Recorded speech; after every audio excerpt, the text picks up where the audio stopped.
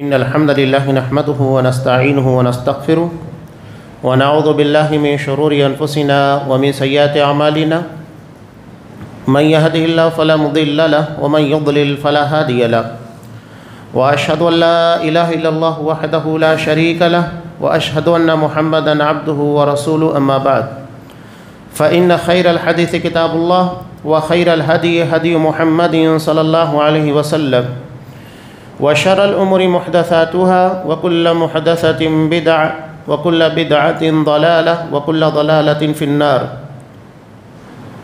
أعوذ بالله السميع العليم من الشيطان الرجيم. بسم الله الرحمن الرحيم. يا أيها الذين آمنوا اتقوا الله حق تقاته ولا تموتن إلا وأنتم مسلمون. يا أيها الناس اتقوا ربكم الذي خلقكم من نفس واحدة وخلق منها زوجها وبث منهما رجالا كثيرا ونساء واتقوا الله الذي تساءلون به والأرحام إن الله كان عليكم رقيبا. يا أيها الذين آمنوا اتقوا الله وقولوا قولا سديدا يصلح لكم أعمالكم ويغفر لكم ذنوبكم ومن يطع الله ورسوله فقد فاز فوزا عظيما. وقال وعاشروهن بالمعروف وقال ولهن مثل الذي عليهن بالمعروف. وقال النبي صلى الله عليه وسلم الدنيا كلها متاع وخير متاعها المرأة الصالحة. رواه مسلم. وعن أبي هريرة رضي الله تعالى عنه قال قال رسول الله صلى الله عليه وسلم صنفان من أهل النار لم أراهما قوم معهم صيات كأذناب البقر يضربون بها الناس ونساء كاسيات عاريات مميلات مائلات رؤوسهن كأسنمة البخت المائلة لا يدخلن الجنة ولا يجدن ريحها وإن ريحها لا يوجد من مصيرة كذا وكذا. رواه مسلم في كتاب اللباس والزينة.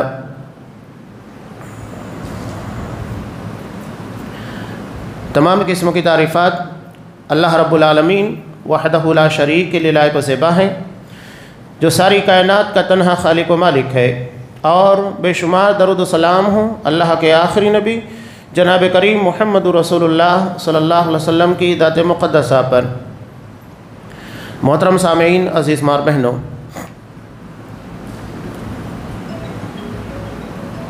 انسانیت کے تعلق سے مرد ہوں یا عورت، اسلام نے دونوں کے مقام کو بحیثیت انسان یکساں رکھا ہے۔ خطبہ حجۃ الوداع کے موقع پر نبی کریم صلی اللہ علیہ وسلم نے اس بات کو وضاحت کے ساتھ بیان کیا کہ تم سب کے سب آدم کی اولاد ہو۔ اللہ نے ایک مرد اور ایک عورت کے ذریعے تمام انسانوں کو پیدا کیا۔ حضرت آدم علیہ السلام کی بائیں پسلی سے مائی حوا کو پیدا کیا گیا، یعنی وہ حضرت آدم علیہ السلام کے وجود کا ہی حصہ ہے۔ اس اعتبار سے مرد اور عورت میں کوئی فرق نہیں کہ بحیثیت انسان بحیثیت تخلیق دونوں کا مقام اسلام نے یکساں رکھا۔ قرآن نے بھی واضح کیا وَلَهُنَّ مِثْلُ الَّذِي عَلَيْهِنَّ بِالْمَعْرُوفِ کہ مرد اور عورت ایک دوسرے کے مساوی ہیں، برابر ہیں، دونوں کے حقوق ایک دوسرے کے لیے یکساں ہیں۔ ہن لباس لکم وانتم لباس لہم، وہ تمہارے لیے لباس ہے، تم ان کے لیے لباس ہو۔ قرآن مجید نے کہیں اس طرح کی تفریق نہیں رکھی۔ اسلام سے قبل اگر آپ دیکھیں موازناتی طور پر تب سمجھ میں آئے گا کہ اسلام نے حقیقت میں عورتوں کو ان کے جائز مقام کو کتنے صحیح طور پر ادا کیا۔ کسی اور مذہب کسی اور تہذیب کے اندر یہ چیز آپ کو نہیں مل سکتی۔ نبی کریم صلی اللہ علیہ وسلم سے پہلے قرآن مجید نے کئی واقعات جن کا اشارہ کیا کہ وَإِذَا الْمَوْءُودَةُ سُئِلَتْ کہ جب زندہ درگور کی گئی لڑکی کے بارے میں سوال ہوگا، کس بنیاد کے پر اسے زندہ درگور کیا گیا، زندہ مار دیا گیا۔ آج ٹیکنالوجی کا دور ہے، انہیں دنیا نہیں دیکھنے دی جاتی ہے، ماں کے پیٹ میں ہی مار دیا جاتا ہے۔ اور یہ مسلمان غیر مسلم ہر کوئی اس معاملے کے اندر یکساں نظر آ رہا ہے۔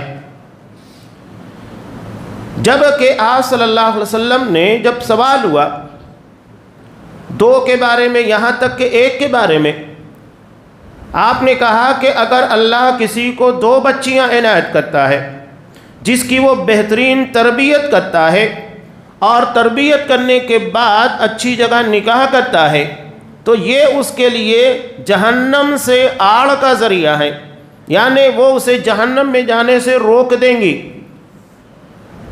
یہاں تک کہ اگر بچوں کی پیدائش کے پر ایک ماں اس کی وفات ہو جانے پر صبر کرتی ہے، وہاں پر بھی اس کے لیے جنت کی تلقین کی گئی۔ ایک بات جو کہ اصل میں اسلام کی ہی ایک حدیث سے اخذ کی گئی ہے، جاج بنڈار شاہ کہتا ہے، وہ کہتا ہے کہ تم مجھے ایک اچھی ماں دو، میں تمہیں ایک اچھی قوم دوں گا۔ یعنی پوری قوم کی تربیت انحصار اور بنیاد ماں کے پر رکھا۔ نبی کریم صلی اللہ علیہ وسلم نے اس سے کہیں بہترین نظریہ پیش کیا، کہا کہ الدنیا کلھا متاع، پوری دنیا انسانوں کے فائدے کے لیے بنائی گئی ہے، دنیا کا سارا ساز و سامان انسان کے فائدے کے لیے۔ وخیر متاعها المرأة الصالحة، اور سب سے قیمتی سامان نیک عورت ہے، المرأة الصالحة، جس کی زندگی میں شامل ہو جائے، اس کی پوری زندگی کو تبدیل کر دے، اس کے گھر کو روشن کرے گی، بچوں کی بہترین تربیت کرے گی، اس کے مال کی نگرانی کرے گی، عزت و ناموس کی حفاظت کرے گی، زندگی کے اندر آنے والے مصائب اور مشکلات میں ڈٹے رہنے کا حوصلہ عنایت کرے گی۔ آپ صلی اللہ علیہ وسلم کے پر پہلی وحی نازل بھی، آپ گھبرائے ہوئے تھے، گھر آ کر کہنے لگے زملونی زملونی، مجھے چادر اڑا دو، مجھے اپنی جان کا خطرہ محسوس ہو رہا ہے۔ ایسے پر حضرت خدیجہ رضی اللہ تعالیٰ عنہ نے نبی کریم صلی اللہ علیہ وسلم کو تسلی دیتے ہوئے، آپ کی ہمت افزائی کرتے ہوئے کہا تھا، کلا لا یخزیک اللہ ابدا، ہرگز نہیں، اللہ آپ کو ضائع نہیں کرے گا۔ یہ ایک عورت تھی جو آپ صلی اللہ علیہ وسلم کو ہمت عطا کر رہی ہے۔ یہی خدیجہ تھیں جنہوں نے اپنا پورا مال اسلام کی ترویج اور نشر و اشاعت کے اندر لگا دیا، جن کی فضیلت میں امام بخاری رحمۃ اللہ علیہ نے ایک روایت کو نقل کیا۔ حضرت جبرائیل علیہ السلام آئے، کہا کہ اللہ کے رسول خدیجہ آ رہی ہیں اور ان کے ہاتھ میں سالن ہے یا کوئی مشروب چیز ہے، جب وہ آئیں تو انہیں اللہ کی طرف سے سلام پیش کیجئے گا۔ کتنا بڑا اعزاز کہ اللہ نے جن کے لیے حضرت جبرائیل کی زبانی سلام بھیجا، یہ ان کی خدمات اور اسلام کے لیے اپنی ساری قربانیوں کا عوض تھا۔ یہ مقام جو اتنا بلند انہیں عطا کیا گیا، بہت خدمات۔ اس کے بعد جب وہ آئیں تو انہیں کہنا، بشارت دینا کہ اللہ نے ان کے لیے جنت کے اندر موتیوں کا محل تعمیر کیا ہے، جس میں کسی بھی قسم کی تھکن ہوگی، نہ کسی بھی قسم کا فکر اور کسی بھی قسم کا ٹینشن ہوگا۔ ہر فکر اور ہر قسم کے تھکن سے جسمانی نفسیاتی ہر قسم کی آسانی ہوگی۔ یہ حضرت خدیجہ رضی اللہ تعالیٰ عنہ کی فضیلت۔ جب آپ صلی اللہ علیہ وسلم گھبرائے ہوئے تھے، کہا کہ نہیں، اللہ آپ کو ضائع نہیں کرے گا۔ کیوں نہیں ضائع کرے گا؟ اس لیے کہ آپ بے سہارا لوگوں کو سہارا فراہم کرتے ہیں، آپ مشکل اور پریشانی میں گھرے ہوئے لوگوں کو آسانی اور انہیں اس راہ سے نجات دینے کی کوشش کرتے ہیں، آپ یتیموں کا ملجا و ماوا ہیں، بیواؤں کے لیے آپ کام کرتے ہیں، تو اللہ آپ کو کیسے ضائع کرے گا؟ ایسے موقع کے پر ایک شوہر کو نفسیاتی طور کے پر اسٹرانگ کرنا، مضبوط کرنا بہت ضروری ہوتا ہے، اور یہ ایک بیوی سے بہتر کوئی نہیں جانتا۔ کوئی مرحلہ آپ کو ایسا نظر نہیں آئے گا۔ یہ جو کہا جاتا ہے نا، ہر کامیاب مرد کے پیچھے ایک عورت ہوتی ہے، یقینی بات ہے۔ آپ صلی اللہ علیہ وسلم کی کامیابی میں دیکھیے کتنی خواتین کا کردار، امہات المؤمنین کا کردار۔ آپ صلی اللہ علیہ وسلم نے کبھی جدا نہیں کیا۔ اب یہ جو بلا وجہ کے اعتراضات اسلام کے پر اور اس کی تعلیمات کے پر ہے، ٹھیک ہے، اس میں سے کچھ چیزوں کے بارے میں تذکرہ ہوگا۔ لیکن اسلام نے خواتین کو جو اعزاز عطا کیا، پہلے خاص طور سے نکاح کے موقع پر عورت کو سامان تجارت سمجھا گیا۔ نکاح کی بہت ساری شکلیں زمانے جاہلیت کے اندر رائج تھی، جس میں واضح طور کے پر یہ پیغام تھا کہ عورت ایک سامان کی طرح ہے جسے مرد جس طرح چاہے استعمال کرے، جب چاہے پھینک دے۔ اس کی اپنی کوئی مرضی، اپنا اختیار نہیں تھا۔ چاہے آپ کہیے نکاح استبداء کہیے، نکاح اخدان کہیے، نکاح شگار کہیے، ہر جگہ آپ کو یہ چیز نظر آئے گی۔ اور آج بھی آپ دیکھیے کہ غیر مسلموں کے ہاں اس کی کوئی نہ کوئی شکل آپ کو نظر آتی ہے۔ ان لوگوں کو بے اختیار کیا گیا تھا، نکاح میں ان کی کوئی مرضی نہیں۔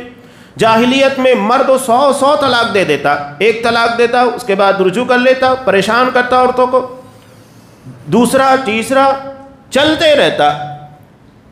قرآن مجید نے اس کے پر پابندی عائد کی، کہا کہ الطلاق مرتان، 2 سے زائد طلاق نہیں دے سکتے۔ تیسری طلاق کے بعد مرد اور خواتین کے درمیان، بیوی کے درمیان تعلق ختم۔ اب اس کے بعد مرد کو اجازت نہیں ہے کہ وہ عورت کی زندگی کے اندر دخیل بن سکے، ختم ہو گئے تعلقات۔ پہلے عورت کو یہ آزادی نہیں تھی کہ وہ اپنی مرضی سے نکاح کرے، اسلام نے اجازت دی کہ اس کی مرضی کے بغیر وہ نکاح نہیں کر سکتی۔ ولی کو اختیار نہیں ہے کہ وہ اپنی مرضی کو بچی کے پر تھوپ سکے۔ امام بخاری رحمۃ اللہ علیہ نے ایک روایت نقل کی، ایک صحابیہ آئی، کہا کہ اللہ کے رسول، میرے باپ نے میری مرضی کے بغیر ایک شخص سے میرا نکاح کر دیا ہے۔ آپ صلی اللہ علیہ وسلم نے کہا کہ اگر تم چاہو تو نکاح فسخ کر سکتی ہو، ختم کر سکتی ہو، اجازت ہے، تمہیں اختیار ہے، اور چاہو تو باقی رکھو۔ انہوں نے کہا کہ نہیں، میں اپنے اس نکاح کو باقی رکھنا چاہتی ہوں، لیکن میں جاننا چاہتی تھی کہ کیا مجھے اختیار حاصل ہے۔ اور یہ پیغام امت کی تمام بیٹیوں کو، حضرت خدیجہ رضی اللہ تعالیٰ عنہ، انہوں نے خود نبی کے پاس اپنا پیغام بھیجا۔ ہمارے یہاں ایک مزاج یہ بھی ہے کہ صرف مرد ہی پیغام بھیجے، نہیں۔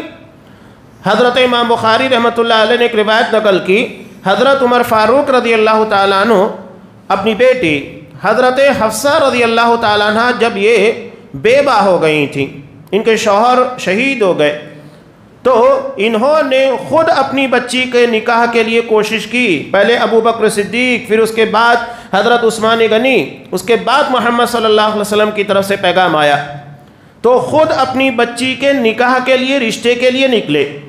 اب یہاں لوگوں نے مزاج بنا لیا کہ پیغام ہمیشہ لڑکے والا دے گا، نہیں، بلکہ آپ دیکھیے کہ حضرت خدیجہ نے اپنا پیغام خود بھیجا تھا محمد صلی اللہ علیہ وسلم کے لیے۔ تو جس کی طرف سے پہل ہو جائے وہ بہتر ہے، اور آپسی تفہیم کی بنیاد کے پر رشتہ طے ہوتا ہے۔ کہنے کا مقصود یہ ہے، اسلام نے اختیارات دیے، شادی کے موقع کے پر بھی، شادی کے بعد بھی۔ اگر مردوں کو طلاق کی اجازت ہے تو بیوی کو خلا کی اجازت دی گئی کہ اگر اسے اپنے شوہر کے ساتھ نباہ نہیں ہو رہا ہے، کسی بنیاد کے پر معاملات نہیں بن پا رہے، خلا کے ذریعے وہ اپنا معاملہ آسان کر لے، اس کی زندگی سے نکل جائے۔ دونوں کو اختیارات دیے۔ کہیں پر بھی آپ کو یہ چیز نہیں ملے گی کہ مردوں کو حیثیتیں دی جا رہی ہے لیکن عورتوں کو محروم کیا جا رہا ہے۔ اس کے اپنے حقوق اور اس کی اپنی حیثیت کے اعتبار سے ساری رعایتیں اسے عطا کی گئیں۔ چند جگہوں کے جو اعتراضات ہے، جیسا کہ قرآن مجید نے کہا کہ عورت کی گواہی یہ نصف ہے، یعنی 2 عورتوں کی گواہی 1 مردوں کے برابر ہے۔ یہ مالی معاملات میں ہے، تجارتی معاملات میں بہت سارے مقامات ہیں جہاں پر ایک اکیلی عورت کی گواہی 2 مردوں کے برابر رکھی گئی۔ قرآن نے جب یہ کہا کہ 2 عورت کے برابر 1 مردوں کی گواہی، کہ اگر 1 مرد نہیں ہے تو 2 عورتوں کی گواہی کو قبول کیا جائے، یہ تجارتی اور عمومی معاملات میں جہاں عام طور سے خواتین نہیں ہوتی ہیں، اس لیے ان لوگوں کو 2 کے برابر رکھا گیا۔ تجارتی لین دین میں کہاں آپ کو خواتین نظر آئے گی، یا عام معاملات کے اندر؟ اور فطری طور پر اللہ نے ان لوگوں کو بھولنے کی بیماری رکھی۔ مرد کی طرح قوت حافظہ عورت کو نہیں ہے، ایک اعتبار سے جسمانی اور حافظے کی صلاحیت کے اعتبار سے اللہ نے عورت کے مقابلے میں مردوں کو امتیاز عطا کیا، وَلَهُنَّ کہ عورت کے مقابلے میں ایک درجہ مردوں کو حاصل ہے، برتری حاصل ہے، یہ فطری طور پر ہے، اور اس فطری تقاضے کی بنیاد کے پر اللہ نے دونوں کے درمیان تھوڑا تفریق رکھی ہے، فرق رکھا ہے۔ اب جو لوگ یہ بات کرتے ہیں مساوات مرد و زن کی، فضول ہے۔ ہم تو سیدھی بات کہتے ہیں، ٹھیک ہے کہ اگر اتنا ہی یہ شوق ہے، جس طرح کہ ہم دیکھتے ہیں کہ خواتین بھی مردوں کی طرح پینٹ شرٹ استعمال کرتی ہیں، جینس ٹی شرٹ استعمال کرتی ہیں، یعنی مردوں کی مشابہت، مردوں کی طرح ہیئر اسٹائل رکھیں گی، تو پھر مردوں کو بھی کرنا چاہیے نا، کبھی اسکرٹ پہن کے نکل جائیں، ساڑی پہن کے نکل جائیں۔ صرف ایک طرف آپ کہہ رہے ہیں کہ برابری ہونا چاہیے، دوسری طرف نہیں۔ اگر اتنا ہی مرد و زن کے درمیان مساوات کا معاملہ ہے تو ٹھیک ہے، ایک مرتبہ عورت بچے پیدا کرے، دوسری مرتبہ مرد پیدا کرے، یہاں برابر تسلیم کیا جائے گا۔ آج دنیا کی جتنی حکومتیں آپ کو نظر آئے گی، ہر جگہ کے پر آپ کو پرائم منسٹر مرد نظر آتا ہے۔ یہود کے یہاں عورت کو بدی کا تصور محور تسلیم کیا جاتا ہے، یعنی وہ ساری برائیوں کا مرکز ہے، اور یہ بات کرتے ہیں مرد و زن کے درمیان مساوات کی، جبکہ اسلام نے وہ سارے حقوق عورتوں کو عنایت کیے جو آپ کو کہیں نہیں مل سکتے۔ چاہے آپ ہندوازم کی بات کیجئے، ابھی تک ان کے مذہبی رسومات کے اندر، ان کی اپنی مذہبی تعلیمات کے اندر ستی کی رسم ہے، یعنی اگر بیوی کی زندگی میں شوہر کا انتقال ہو جائے تو اسے اپنے شوہر کی چتا کے ساتھ جلا دیا جاتا ہے۔ یہ تو خود انہوں نے ختم کیا، لیکن مذہبی طور کے پر وہ چیز آج بھی ان کے اپنے عقیدے کے اندر پائی جاتی ہے۔ کیا کریں گے آپ؟ مذہبی تعلیمات کو ختم کیجئے۔ یہ چیز بتاتی ہے کہ تمہارے اپنے یہاں پر عورتوں کا کیا معاملہ ہے۔ آج بھی دیکھیے ہندوستان کے بہت سارے علاقوں میں ایک ہی عورت سے سسر ہے، شوہر ہے، دیور ہے، جیٹھ ہے، ہر کوئی تعلق رکھتا ہے، یعنی اسے سامان تجارت کی طرح استعمال کیا جاتا ہے۔ یہ خبریں جب آپ کے سامنے آئے گی تو حیرت زدہ رہ جائیں گے کہ کس طرح عورتوں کے ساتھ اس طرح کا ویوہار کیا جاتا ہے۔ پرانا طریقہ تھا، عورتوں کو بدل دیا جاتا تھا زمانے جاہلیت میں، یعنی اگر دو مردوں کے درمیان یہ بات طے ہو گئی کہ ٹھیک ہے تمہاری اور میری بیوی تبدیل کر دی جائے گی، ان کی اجازت کے بغیر بیویوں کو تبدیل کرتے۔ اور آج بھی جس طرح لیو ان ریلیشن شپ کا معاملہ چل رہا ہے، اس زمانے جاہلیت کی رسم ہے جسے نکاح اخدان کہا جاتا ہے، یعنی دوستی کا نکاح۔ لڑکا اور لڑکی کے درمیان دوستی ہے تو ٹھیک ہے، وہ میاں بیوی کی طرح زندگی گزارے، اور جب انہیں لگتا ہے کہ نہیں ہمارے درمیان نہیں جمنے والی ہے، دوستی کو ختم کر دے، تاکہ رشتے کی بنیاد کے پر حقوق کے بوجھ نہ ہوں۔ آج بھی لیو ان ریلیشن شپ یہ وہی ہے، اس کی جدید شکلیں ہیں جہاں پر بیوی اب اسے قانونی حیثیت بھی حاصل ہو چکی ہے، یعنی لیو ان ریلیشن شپ، ایک لڑکا اور لڑکی بغیر نکاح کے ازدواجی زندگی گزارے، اسے کورٹ نے بھی تسلیم کیا، اسے قانونی حیثیت دی گئی ہے۔ اس کے نقصانات کیا ہیں سب کو پتہ ہے، جب چاہیں اپنے رشتے کو ختم کر دیتے، اور اس کے بعد بچے پیدا ہوں گے، وہ کہاں جائیں گے؟ بچوں کا مستقبل، ان کی آنے والی زندگی، اس کا ذمہ دار کون؟ کون انہیں سنبھالے گا؟ کون ان کی پرورش کرے گا؟ ہر جگہ کے پر مسائل، اور ایسے بچے جب سماج اور معاشرے کے اندر آئیں گے جو حقوق سے محروم ہوں گے، نفسیاتی طور کے پر مضبوط نہیں ہوں گے، اس لیے کہ رشتے ایک دوسرے کو سہارا فراہم کرتے ہیں، ایک دوسرے کی طاقت بنتے ہیں۔ یہ بھائی کا رشتہ، چچا کا، ماما کا، خالہ کا، پھوپھی کا، بہت سارے رشتے جو ہیں یہ ایک دوسرے کے ساتھ مل کر ہر کسی کو طاقت عنایت کرتے ہیں، نفسیاتی طور پر مضبوط بناتے ہیں۔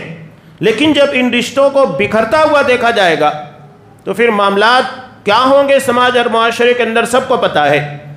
یہ انارکی کا پھیلنا اور خاص طور سے بچوں کے اندر بگاڑ، اس کے علاوہ جوان ہونے کے بعد ان کی زندگی کی خرابیاں، یہ سب کے سب اس کی بنیاد یہی ہے جہاں رشتوں کو صحیح بنیادوں کے پر قائم نہیں کیا جاتا۔ اسلام نے اسی لیے اس کو اتنی زیادہ اہمیت دی۔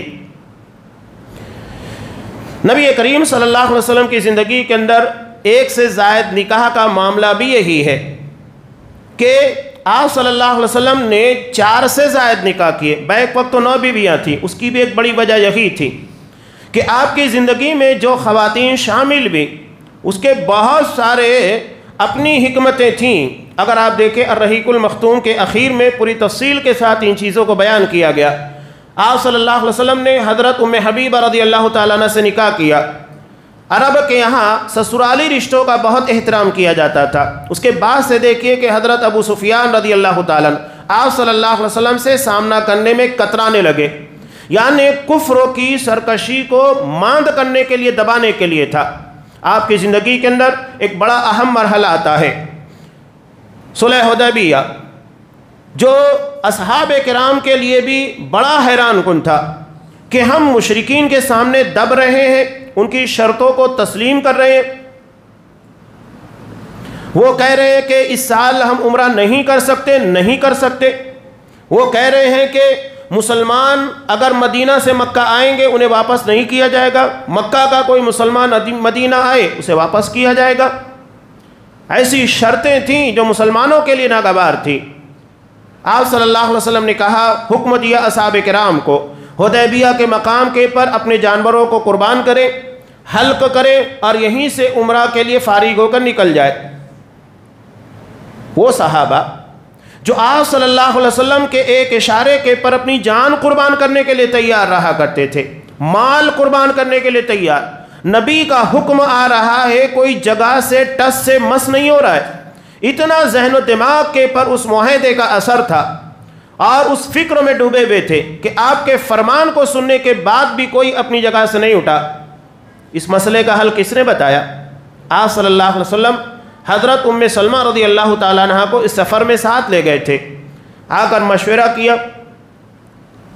حضرت ام سلمہ رضی اللہ تعالیٰ عنہ بہت ذہین تھی، انہوں نے کہا کہ اللہ کے رسول کچھ مت کیجئے، کسی کو کچھ مت کہیے، آپ باہر نکلیے، اپنے جانور کو قربان کیجئے، اونٹ کو نہر کیجئے اور اس کے بعد اپنے بالوں کو مڈا لیجئے۔ آپ صلی اللہ علیہ وسلم باہر نکلے، اپنے جانور کو نہر کیا، اس کے بعد اپنے بال کو مڈایا۔ صحابہ نے جیسے ہی آپ کو یہ کرتے ہوئے دیکھا فوری طور پر سب کے سب کرنے لگے، اس لیے کہ سننے کی جو صلاحیت تھی، غم میں ڈوبا ہوا شخص ان چیزوں کے پر توجہ نہیں دے پاتا اور کرتے ہوئے دیکھتا ہے تو نفسیاتی طور پر کرنے لگتا ہے، جبکہ وہ سننے کی صلاحیت کے بارے میں کمزور پڑتا ہے۔ اور اسی نفسیات کو حضرت ام سلمہ نے سمجھا تھا اور آپ صلی اللہ علیہ وسلم کو مشورہ دیا کہ آپ پریکٹیکلی طور پر وہ ساری چیزیں کیجئے، اور صحابہ نے فوری طور کے پر اس پر عمل کیا۔ اتنی ذہین عورت تھی۔ اسلام میں عورت کا کیا مقام اور مرتبہ، اس کی تفصیل اگر بیان کرنے جائے کوئی مرحلہ آپ کو نہیں ملے گا۔ ہر موڑ کے پر خواتین کا اپنا کردار، اور اسلام نے کہیں پر کسی کو محروم نہیں کیا۔ یہاں جو پردے کے تعلق سے باتیں اٹھ رہی ہیں، حجاب، حالانکہ آپ کو سارے مذاہب کے اندر، کیا آپ کو عیسائی ننس کی بات کیجئے، یہودیوں کے یہاں آج بھی پردہ ہے، ہندوازم کے یہاں آج بھی گھونگھٹ کا رواج ہے جو پردے کی ایک ہلکی سی شکل ہے۔ اس کے علاوہ کوئی مذہب آپ کو نہیں ملے گا جو کہ آسمانی مذہب ہو اور وہاں پر عورتوں کے تحفظ اور ان کے حقوق کا خیال نہ رکھا گیا۔ میں ایک جملہ اکثر کہا کرتا ہوں، اور اس مسئلے پر جب بھی یورپ میں سعودی عرب سے کوئی جاتا ہے یا کوئی مسلمان جاتا ہے، سوال پیدا کیا جاتا ہے، سوال کھڑا کیا جاتا ہے آزادی نسواں کے نام پر پردے کے تعلق سے، تو اس وقت جو جواب دیا گیا تھا بہت پیارا جواب تھا، اور یہ جواب ہر مسلمان کو یاد رکھنا چاہیے کہ جو لوگ عورتوں کی آزادی کی بات کرتے ہیں، حقیقت یہ ہے کہ وہ عورت تک پہنچنے کی آزادی چاہتے ہیں۔ جو لوگ عورتوں کی آزادی کی بات کرتے ہیں، حقیقت یہ ہے کہ وہ عورت تک پہنچنے کی آزادی چاہتے ہیں۔ یہ پردہ اور یہ بہت سارے معاملات عورت تک پہنچنے سے، ان کا کھلواڑ کرنے سے روک دیتے ہیں، اور وہ نہیں چاہتے کہ یہ چیزیں رہیں۔ آج آپ دیکھیے کہ آفس سیکرٹری کے نام کے پر عورت کی ذات کے ساتھ کیا ہو رہا ہے، ماڈلنگ کے نام کے پر اس کی پوری عزتوں کو بکھیر کر رکھ دیا گیا ہے، سامان تجارت، اس کی جوانی کے ایک ایک پل کی قیمت وصول کی جاتی ہے، اور عورت ہے کہ خوشی کے ساتھ بک رہی ہے، اور جب اس کی جوانی ختم ہوتی ہے اس کے بعد دیکھیے کہ اس کی زندگی کی تباہیاں کیا ہیں۔ خبریں آپ کو آئے گی کہ جب جوانی ڈھلتی ہے تو اس کے بعد کوئی پوچھنے والا دیکھنے والا نہیں ہوتا۔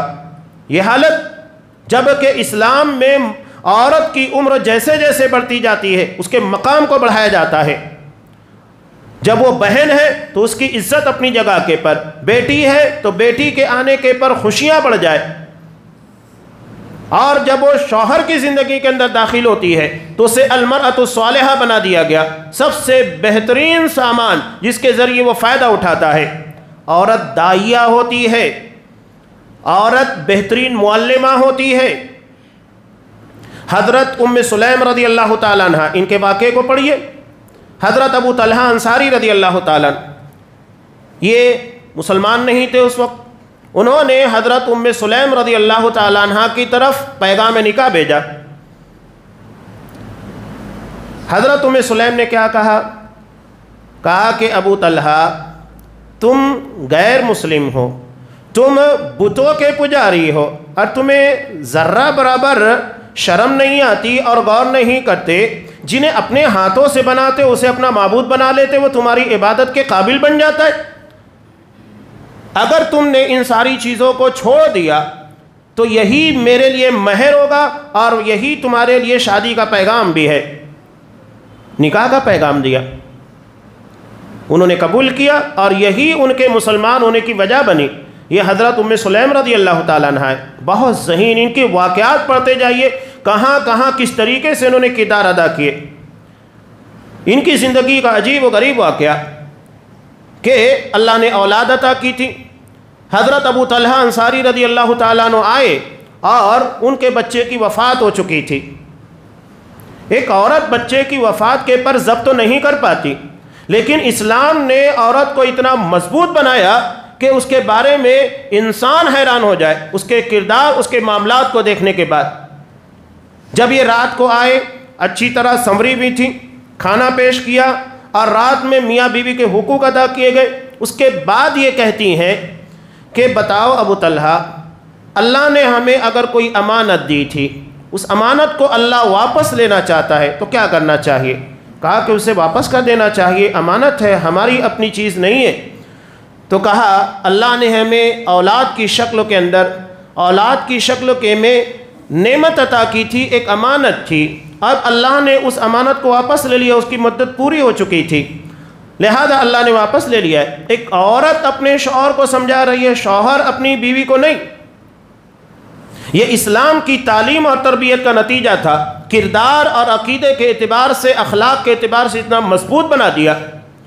اللہ کے رسول صلی اللہ علیہ وسلم کو جب یہ واقعے کی خبر لگی، کہا کہ اللہ تمہیں آج کی رات میں برکت عطا فرمائے، اور اللہ نے انہیں اولاد کی نعمت سے بہرہور کیا۔ یہ حضرت ام سلیم رضی اللہ تعالیٰ عنہ تھی۔ اسلام نے زندگیوں کو کیسے تبدیل کیا۔ حضرت خنسہ رضی اللہ تعالیٰ عنہ بہت بڑی شاعرہ، اتنی بڑی شاعرہ کہ حضرت حسان بن ثابت رضی اللہ تعالیٰ عنہ کے کلام میں بھی اعتراض کیا کرتی تھی، خامیاں نکالا کرتی تھی، اتنا زیادہ اللہ نے انہیں زبان کے پر ملکہ عطا کیا تھا۔ جب جاہلیت کے زمانے میں ان کے بھائی کی وفات ہو گئی تھی، لمبا چوڑا مرثیہ لکھا اپنے بھائی کی وفات کے پر، خوب تعریفیں بیان کی۔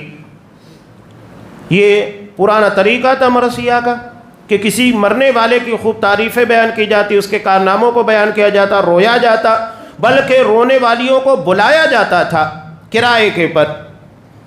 لیکن یہی حضرت خنسہ رضی اللہ تعالیٰ عنہ اسلام کے قبول کرنے کے بعد پوری زندگی تبدیل۔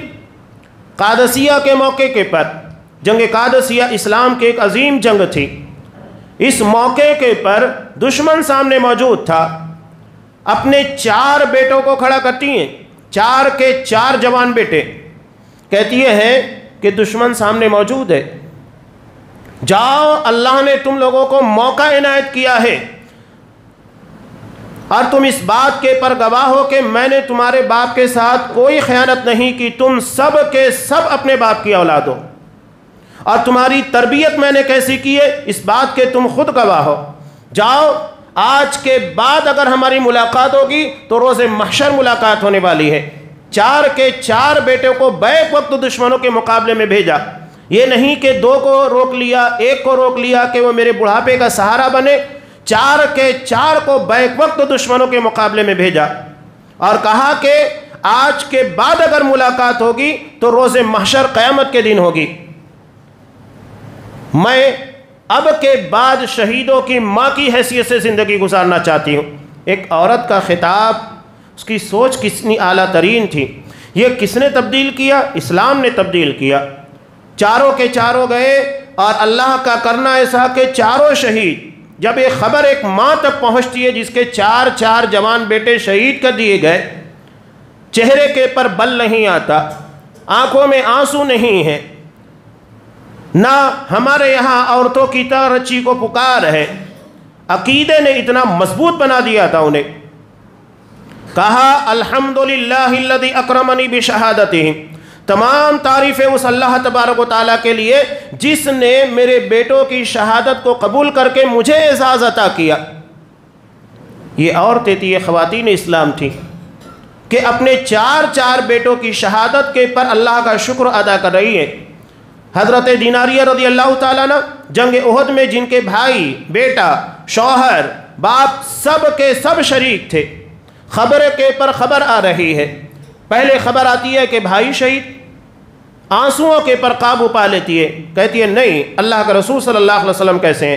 کہا کہ بخیر ہیں، اللہ کا شکر ادا کرتی ہیں۔ خبر آتی ہے کہ بیٹا شہید، اس کے بعد بھی سوال ہوتا ہے کہ اللہ کے رسول صلی اللہ علیہ وسلم کیسے ہیں؟ خبر آتی ہے کہ باپ بھی شہید، یہاں تک کہ خبر آتی ہے کہ شوہر سرتاج بھی شہید۔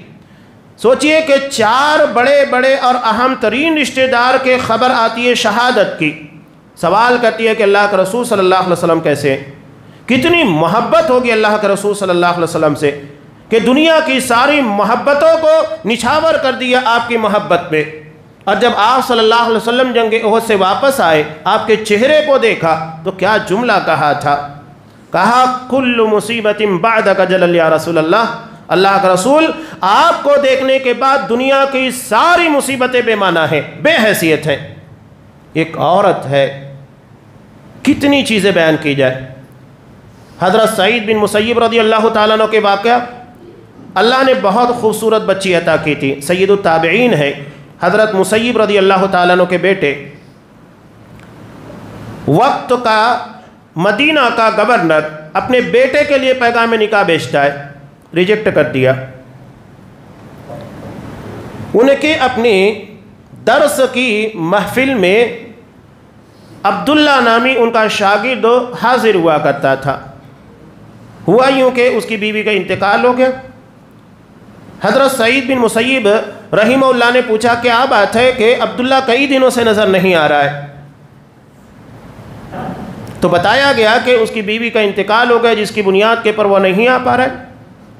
یہ راتوں رات اپنی بیٹی کو لے جاتے ہیں، اس کے حوالے کرتے ہیں، کہا کہ اب سے تمہاری بیوی ہے، میں نے اسے تمہاری زندگی کے اندر شامل کر دیا، وہیں نکاح پڑھایا اور اسی جگہ پر رخصت کر دیا۔ اتنی سادگی تھی نکاح میں کہ آج ہمارے یہاں کوئی باپ کر سکتا ہے؟ نہیں کر سکتا۔ یہ صرف واقعات تاریخ کی زینت بن چکے ہیں، کردار میں نظر نہیں آتے۔ انہوں نے پریکٹیکلی اسلام کی تعلیم کو عام کیا تھا۔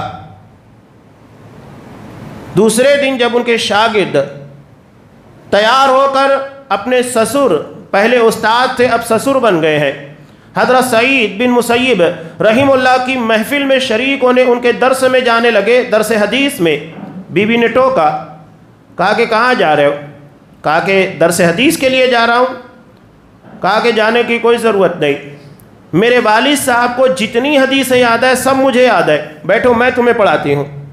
وہ بیوی معلمہ بن گئی، اپنے باپ کی، حضرت سعید بن مسیب کی یاد کردہ ساری حدیثیں یاد تھیں اور اپنے شوہر کو تعلیم دینے لگی، معلمہ بن گئی۔ اسلام میں آپ کو کوئی موڑ ایسا نہیں ملے گا، ہر جگہ کے پر یہ کردار۔ حضرت عائشہ رضی اللہ تعالیٰ عنہ کا اتنا بڑا مقام کیوں ہے؟ جن کی طرف اجلہ اصحاب کرام رجوع کیا کرتے تھے مسائل کو جاننے کے لیے، اور آپ صلی اللہ علیہ وسلم نے ان کی جو فضیلت بیان کی کس بنیاد پر؟ اس کی وجہ یہی ہے کہ انہوں نے آپ صلی اللہ علیہ وسلم سے وہ تمام مسائل، تمام تعلیمات کو حاصل کیا، اور آپ نے اتنی ساری عورتوں سے، خواتین سے نکاح جو کیا، عورتوں کے مسائل کو عورت کے ذریعے پہنچانے کے لیے، اس لیے کہ بہت سارے مسائل عورتیں ڈائریکٹ آپ سے نہیں پوچھ سکتی تھیں، اس کے لیے عورتیں ہی ذریعہ تھیں۔ حضرت عائشہ رضی اللہ تعالیٰ عنہ کے پاس آیا کرتی، سوال ہوتا اور وہ وہاں تک پہنچاتی اور ان ساری باتوں کو یاد رکھتی۔ راویان حدیث میں دوسرا مقام ہے حضرت ابو ہریرہ رضی اللہ تعالیٰ عنہ کے بعد۔ اتنا بڑا اعزاز انہیں کیوں ملا؟ اس بنیاد پر کہ انہوں نے ان مسائل کو یاد کیا، امت تک پہنچایا، اور آپ صلی اللہ علیہ وسلم نے انہی مقاصد کے لیے نکاح کیا تھا، اور وہ مقصد امت تک پہنچا۔ تو یہ حضرت عائشہ رضی اللہ تعالیٰ عنہ ایک ایک مسائل کو بیان کیا کرتی تھی۔ میں نے ایک حدیث آپ لوگوں کے سامنے پیش کی تھی، خواتین سے متعلق ایک اہم مسئلہ ہے جس کو بیان کرنا بہت ضروری ہے، اور یہ سوال میں بھی آیا ہوا تھا۔ نبی کریم صلی اللہ علیہ وسلم نے کہا صنفان من اہل النار، کہ جہنمیوں کی دو قسمیں ہیں، لم اراہما، جسے میں نے نہیں دیکھا۔ پہلی قسم وہ ہے قوم معہم سیات کاذناب البقر، کہ ایسے لوگ پیدا ہوں گے جن کے ہاتھوں میں گائے کی دم کی طرح کوڑے ہوں گے، ہنٹر، یضربون بها الناس، جس سے وہ لوگوں کو ماریں گے، یعنی لوگوں پر ظلم کرنا، ستم کرنا۔ 3rd ڈگری آج جو جیلوں کے اندر استعمال کی جاتی ہے، اور بھی دنگوں کے اندر بہت سارے مقامات کے پر یہ چیزیں آپ دیکھتے ہیں، ایسی سزائیں جو انسان کی روح کو تھرا دے۔ یہ آپ نے کہا کہ میں نے ان لوگوں کو نہیں دیکھا، لیکن ایسے لوگ ہوں گے، جہنمیوں کی قسموں میں سے ایک قسم ہے ظلم اور ستم، یہ گوارا نہیں۔ اللہ نے بندوں کے درمیان کسی بھی طرح کا ظلم ہو اس کو حرام ٹھہرا دیا ہے۔ یہاں ایک بات قابل غور ہے کہ ان لوگوں کو بڑے پیمانے کے پر ہمارے پر اختیارات ہے، تو وہ اپنے اعتبار سے ظلم کرتے ہیں، لیکن ہم بھی ذرا غور کریں، ہمارے ماتحت رہنے والے بچوں کے پر، بیوی کے پر، جہاں ہمیں اختیارات ملے، بھائی کے پر، بہنوں کے پر، کیا ہم بھی ظلم کر رہے ہیں کہ نہیں؟ اختیارات ملے ہیں تو اس بارے میں بھی غور کرنا ہے۔ جتنا اختیار ہمیں ملا ہے وہاں پر ہم اپنی چلاتے ہیں، تو ان لوگوں کو زیادہ اختیارات ملے، وہ زیادہ اپنے اختیارات کا استعمال کرتے ہیں۔ ہم اگر اپنے سے چھوٹوں پر رحم کرنا سیکھے تو اللہ ایسے لوگوں کو ہمارے پر مسلط کرے گا جو ہم پر رحم کریں گے۔ یہ صدائے باز گشت ہے جو یہاں ہم کر رہے ہیں، وہ بڑے پیمانے کے پر ہمارے پر مسلط کر کے کیا جاتا ہے۔ تو ہمیں اپنا محاسبہ کرنا چاہیے، اپنا جائزہ لینا چاہیے۔ جہاں ہمیں اختیار ہے وہاں ہم اپنی چلاتے ہیں اور اپنے طریقے سے وہاں پر ظلم و ستم کرتے ہیں، تو اس سے بڑے ظالم کو ہمارے پر مسلط کیا جاتا ہے جو ہمارے پر ظلم کرے اور ہمیں بتائے کہ ہم کہاں پر خطا کر رہے ہیں۔ دوسری قسم آپ صلی اللہ علیہ وسلم نے بتائی، نساء کاسیات عاریات، ایسی عورتیں جو کپڑے کے پہننے کے بعد بھی برہنہ ہوں گی، یعنی ایسا لباس جو پہننے کے بعد بھی عورت کے نشیب و فراز کو، جسم کو ستر پوشی نہ کر سکے، منع ہے۔ چاہے وہ اتنا جھلکنے والا لباس ہو کہ ڈھیلا ہو لیکن جسم کے اعضاء کو واضح کرے، یا اتنا چست ہو جس کی بنیاد کے پر کپڑا پہننے کا مقصد فوت ہو جائے، منع ہے۔ یہ جہنمی عورتوں کی نشانی ہے جو آپ صلی اللہ علیہ وسلم نے بیان کی۔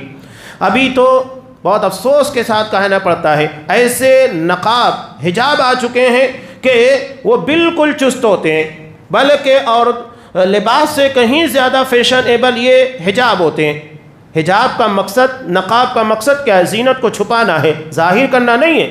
اب یہ شوہر کی گھر میں رہنے والے جو بھی ذمہ داران ہیں، بھائی ہے، باپ ہے، ان لوگوں کی ذمہ داری ہے کہ وہ گھر کی خواتین کے پر اس طرح کی توجہ دیں کہ وہ خلاف شریعت اس طرح کا لباس استعمال نہ کرے، نہ اس طرح کا نقاب استعمال کرے۔ یہ بھی بعض پرسوں کے اندر آنے والے، ان سے بھی پوچھا جائے گا۔ عاریات، لباس کے پہننے کے بعد ننگی ہوگی، مائلات ممیلات، مردوں کی طرف مائل ہونے والی، رجھانے والی اور انہیں اپنی طرف متوجہ کرنے والی۔ اسی لیے آپ صلی اللہ علیہ وسلم نے خواتین کے تعلق سے منع کیا کہ اگر یہ باہر نکلیں تو ان کے پازیب کی آواز کسی مرد کے کانوں تک نہیں جانا چاہیے۔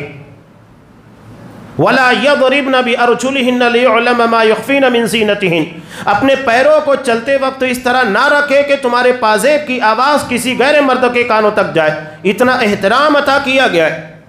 خوشبو لگا کر نکلنے سے منع کیا گیا۔